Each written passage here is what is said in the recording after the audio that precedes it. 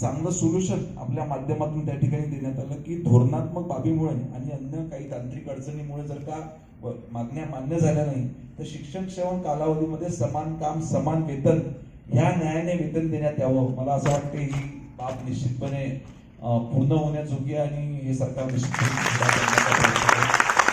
इतर आपल्याकडे मागण्या आहेत की 15 मार्च 2024चा संच मान्यताचा शासन निर्णय याच्याकरता इतर संघटनांनी देखील माझ्याकडे वेगवेगळे निवेदन त्या संदर्भाने दिलेले आहे.